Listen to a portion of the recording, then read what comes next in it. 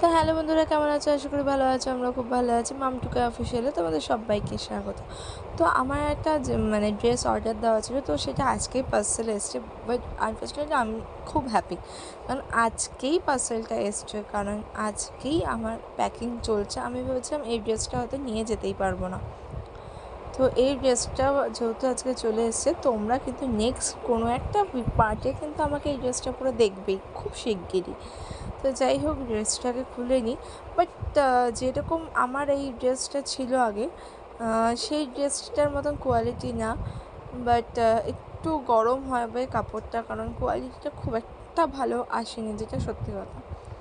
তো অনেক জামা কাপড় আছে, এখন আমি সব গুছিয়ে গাছিয়ে নিয়ে একটু বেরোবো। মেয়েকে ম্যাম পড়াতে আসবে ওর, তো ওর ম্যাম পড়াচ্ছে, সেই ফাঁকে আমি তোমাদের দাদার সাথে একটু বাইরে বেরে কিছু কেনাকাটি করে নেবো। একটু চপ খাওয়ার আছে, খিদে পেয়েছে, তো একটু চপ মুড়ি ভাবছি সন্ধ্যাবেলা খেয়ে নেবো, ওটাই আমার ডিনার।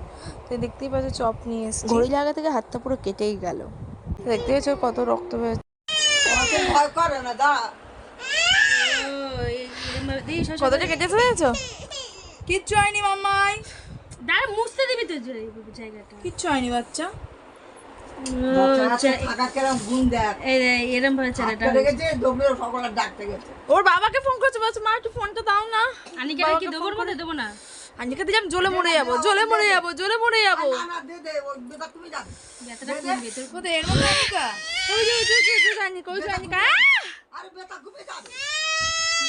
কিছু হয়নি, কিছু হয়নি মামা। চলে আয়। তো জায়গা তো বেরোনোর সময় তোমার দাদার সাথে একটু ঝামেলা হচ্ছিলো, যেহেতু দেরি হয়ে গেছে, ওর জন্য আমি ভিডিও করিনি, কারণ ভিডিও করার মুডটাই আমার চলে গেছিলো সেই মুহূর্তে। আর আমার মেয়ে আমার হাত কেটে গেছে বলে কিন্তু ভীষণ ভীষণ কান্নাকাটি করছিলো, দেখতেই পাচ্ছিলো, তোমরা আওয়াজ পেয়েছো। আমি সিরিয়াসলি ভীষণ প্রাউড ফিল করি আমার মেয়েকে নিয়ে। জানি না বড়ো হয়ে কী হবে, বাট এখন তো এই স্বাদটা পাচ্ছি। তো দীপুকে বলে রাখি।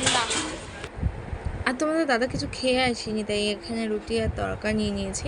তো আমিও একটু খেয়ে নিয়েছি, আর মামের এখানে ফটোশ্যুট চলছে বাসে, এখানে দাঁড়িয়ে দাঁড়িয়ে। তো এই আরেক দাদা, কি বলবো, ইনি বাসে আমাদের জ্বালিয়ে পুড়িয়ে খেয়েছেন। সাংঘাতিক একজন মানুষ, প্রথমে থেকে বুঝতে আমরা ভেবেছিলাম বাসেরই লোক, বাট না, উনি নেশাগ্রস্ত অবস্থায় উঠেছিলেন। সবার বকিয়ে বকিয়ে মাথা খারাপ করে দিয়েছে। তো কোথায় যাচ্ছি তোমরা কি কেউ কি বলতে পারবে? হঠাৎ করে লাগেজ পাচ্ছ, মা বাবা সবাইকে নিয়ে আমরা কোথায় যাচ্ছি বলতে পারলে কিন্তু অবশ্যই আমাদেরকে কমেন্ট করে জানিও। তো আমরা এখন কোলাঘাটে এসে দাঁড়িয়েছি।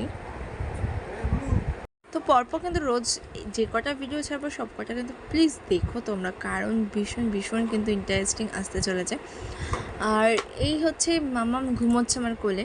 তো সবাই বাস থেকে নেমেছে, আমার মাম্মাম শুধু আমার কোলে রয়েছে, আর সবাই ঘুম ঘুম ঘুম ঘুম অবস্থা। মেয়ে আবার মাদের কাছে চলে গেছে। আমি বাস থেকে নেমেছিলাম, সবার লাস্টে একটু নেমেছিলাম, তো মারা উঠে আসার পরে আমি নেমেছিলাম। আর এটা কিন্তু তোমাদের দাদা ভিডিওটা করছিল যে আমার মা ঘুমোচ্ছে না, জেগে আছে তাই। তো তোমার দাদার সাথে গল্প করতে করতে বেশ কিন্তু সময়টা আমার কেটে গেছে।